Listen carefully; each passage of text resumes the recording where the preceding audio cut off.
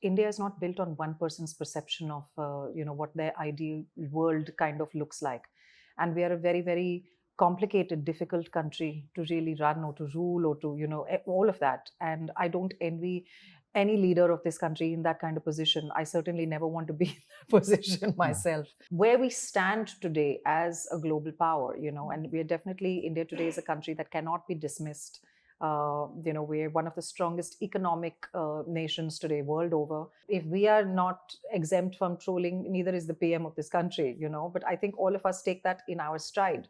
You can't keep weighing and treading on eggshells just because you don't want to upset one side or the other side. Somewhere down the line, you have to be true to what your truth is, what you believe in, So, and if he has the gumption to be able to do that, well, kudos, And at the end of the day, you have to stand by what it is that your beliefs are. You're born with the patriotism that is there. And if you're not, then you got to kind of do a reality check on yourself. Yeah. Because if I'm born in India, my loyalties are going to be with this country. It's as simple as that. Yeah.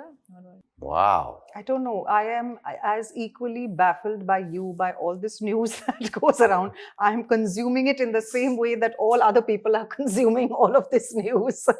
And that's about it. So when you say these things, I am on the same page as you. I'm also only hearing it from what is coming out in public. Hi, this is Lara Dutta. Hi, this is Jimmy Sheirgill. And you're watching us exclusively on Zoom. Hi, this is Samina Sheikh here on Zoom channel, and with me today I have Lara Dutta and Jimmy Shergill. Join me as I welcome both of them on Zoom. Lovely to have both of you, and I have never seen you both coming together for a movie, and especially for this one. This seems to be very serious. If I have some memories about you both, it's more of romantic, it's of, doing such projects in the past. Separately, individually, of course. And now I'm seeing something which is of late very serious, and both of you are doing such characters. Tell me about this. No, so I'm very happy, very thrilled. I'm actually very happy to have Jimmy here more than I was on set because I need a partner in crime to get through promotions. But it was, I think, quite special for me to have not just Jimmy, but also the remainder of our cast. And I think, sadly and unfortunately, a lot of us talk about the mainstream actors that we have in a project, So of course we've got Ashutosh Rana, we've got Ashish Vidyarthi, there's Jimmy, myself, but we also have an ensemble of some really incredible, other actors with us, a lot of younger actors with us who I think made filming this show a lot of fun. And I think a lot of the moments that we had as well, while we were shooting some scenes that were quite intense, were made very energetic. They were made just more enjoyable because of the younger cast that we had on set. They're really quite special. We're really excited. I hope people will see them on the 25th of April once Ranneeti releases. And I just had the best time ever with them. So, sometimes you learn a lot from your senior co-stars that you work with, but you end up sometimes learning even more from the newcomers that you get because they come in with so much more enthusiasm and so much more hunger that it's wonderful to feed off that. What do you have to say, Jimmy? Thank you so much. Is it difficult to, get him talking? Because we do see him, talking, but not much as such. Was it the case on the set? No, Jimmy loves to laugh. And I became Jimmy's court jester on the show. I was Jimmy's one-stop entertainment channel. Really, Jimmy, was the case for you? Yeah. This is the middle of a very intense scene. She'll come up with some one-liner, which is going to get me into a laughing fit. Today he's being so mean to me. Now, now, if I have to read between the lines, he's calling me a sabotager. Then he called me a scene disruptor. Wow. This is how she is. But was he also, because he was working for 48 hours, straight, Yeah, अकेला थोड़ी काम कर रहा था 48 सब लोग कर रहे थे, सब लोग कर रहे थे. और काफी हेक्टिक था, किसी ने कुछ कंप्लेन नहीं किया, जिमी, ये बात आपने बोली थी इसके नहीं, कई बार प्रेशर्स होते हैं. I mean, that set, that floor the set had to be removed and the new set had to start getting constructed.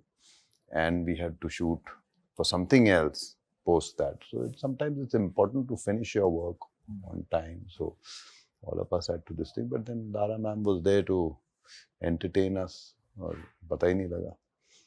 But we can also, kind of experience what the real people must be going through when they're in a war room for those many hours, 100 hours, like that, without sleeping, without anything.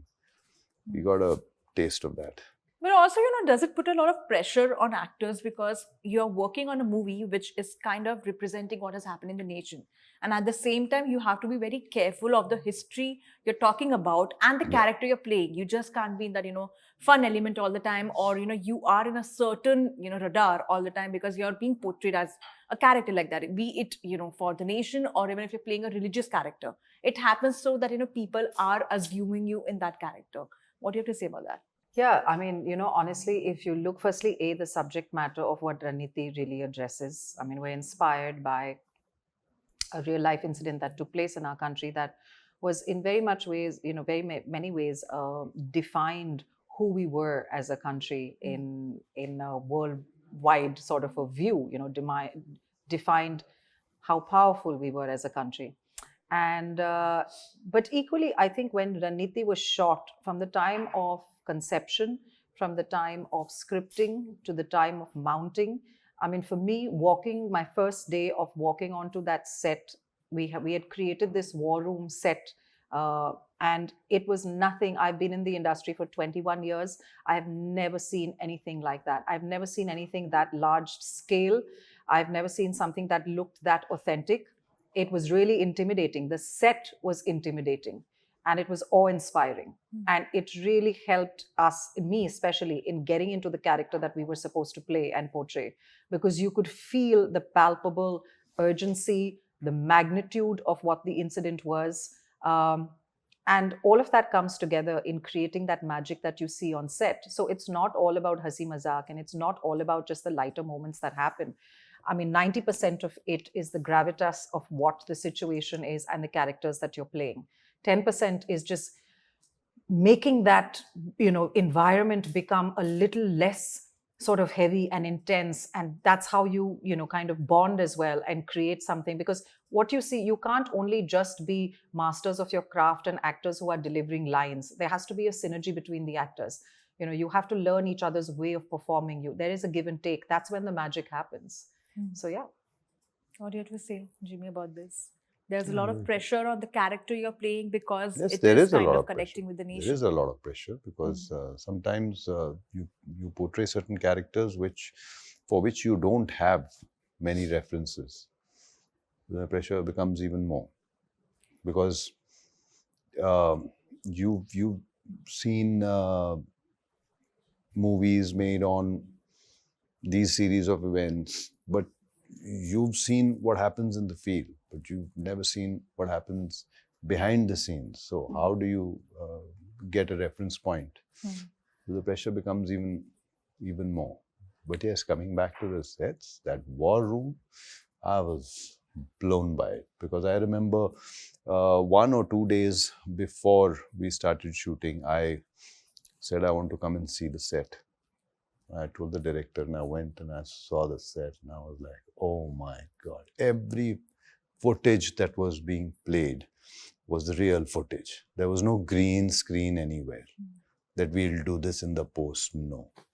Everything, all the maps, everything that was happening was the real footage. It was amazing. Does it also put kind of, like as we go by the movies which are made on nations, on wars and all, there's this cliche thing which happens where people have this assumption कि इसका storyline ऐसे ही होगा. इसका ऐसी ही कहानी होगी. Oh, we have seen this, in Akshay Kumar movie or a Vicky Kaushal movie. Does that also make you feel that, no, this is not what we're trying to portray with a series like this? But what were your thoughts? We're not talking about a fictional event. We're talking about something that's been documented, its history. Everybody knows how it turned out. Everybody knows what happened. The responsibility, therefore, is all that more greater. You want to be authentic to what happened. I mean, obviously, none of us were really sitting on those tables or behind those closed doors when those decisions were being made, and which is why we say it's inspired by what the events were, because it's an interpretation of what went down, how did they come, how did they arrive at those decisions, what really happened. Of course, that only happens with tremendous amount of research that goes in behind the scenes.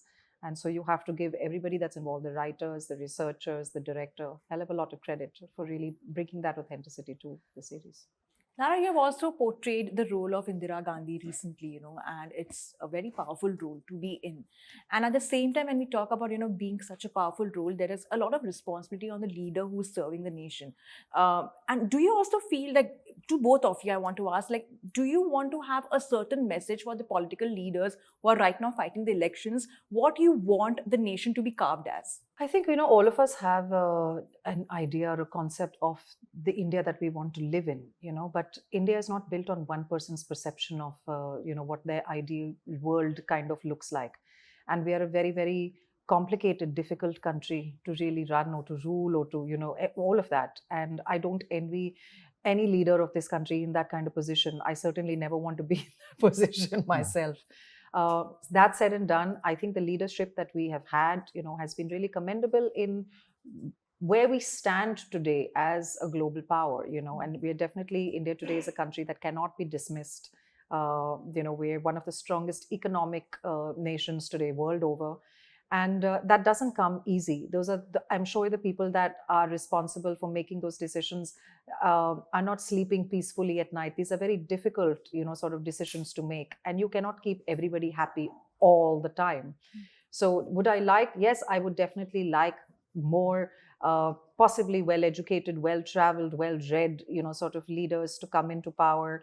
I would like, representation, therefore, to be, at a more possibly knowledgeable level, but I do not dismiss the leaders that are already in power, because I know that it is it's not easy to get to that position and to stay there, especially. And as we talk about this, yesterday in the night, PM Modi's speech at Rajasthan, became viral because he said something, and it was, of course, taken in a certain context, and people, netizens especially, started trolling him and started having his own thoughts, their own thoughts on that. Do you feel that the PM, being PM, should be a bit careful of what he's trying to portray because he's serving the entire nation, or it's okay completely because he's trying to, even, of course, like have his own elections in a way? This is what I'm saying, right? That it's very difficult for we are all human beings at the end of the day. It is very difficult to keep all the people happy all the time. And if we are not exempt from trolling, neither is the PM of this country, But I think all of us take that in our stride. You can't keep weighing and treading on eggshells just because you don't want to upset one side or the other side. Somewhere down the line, you have to be true to what your truth is, what you believe in, So, and if he has the gumption to be able to do that, well, kudos, and at the end of the day, you have to stand by what it is that your beliefs are. And to both of you, there is any one thing which you want to take to your kids, which in the country, if any kind of thing which you want to portray, to them, which they want to bring a change to? I think nobody can inculcate certain things in you. You're born with it. You're born in this country. You're born with the patriotism that is there. And if you're not, then you got to kind of do a reality check on yourself.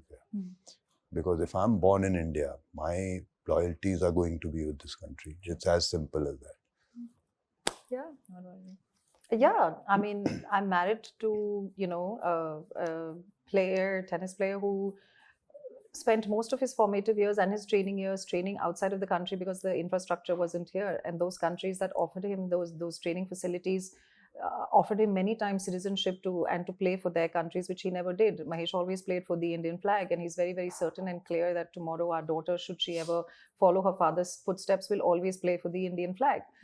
So you can't take that out of us. As Indians, you cannot take the India out of us. And talking about the social media, we have also seen that, y'all are always under radar, be it netizens, be it paparazzi, be it media, you're constantly captured. Do you feel that because of that, you are synchronized to, function in a certain manner only, and there is no as such break, or you're okay with the kind of, coverage you both get? I started very young. So at that time, social media didn't exist. So it's sort of entered during my career and, whatever. So I never stepped into an industry where I stepped in knowing that I have to play this game or whatever. So it was a very organic process. And I know what I've signed up for. I wouldn't want things any other way. And I make sure I find my balance within it. That's all. What about you, Jimmy? No, I think you need to keep adjusting to the environment. And earlier on, when all this was not there, that time also I barely used to step out and with all this there, I still barely step out. So it's not really. Now made a Jimmy only difference. posts so that we can see his shoe collection. That also somebody else posts. So, are you an introvert in the world of entertainment who's been No, here? but it's not necessary that only introverts sit at home. Maybe I want to take a nap. Maybe I want to sleep. Maybe I like sleeping. Maybe whatever. That's why I'm not. Maybe I don't like being seen around. Yeah. Lara, you recently was also captured, shooting for Ramayana for Nitesh Tiwari's Next, and people have loved your look. The look got leaked. But tell me something about it, working with him and coming together with Bobby Deol also after such a long time. He will also be there in the movies. What being predicted so far? Wow. I don't know. I am as equally baffled by you by all this news that goes around. I am consuming it in the same way that all other people are consuming all of this news. And that's about it. So when you say these things, I am on the same page as you. I'm also only hearing it from what is coming out in public.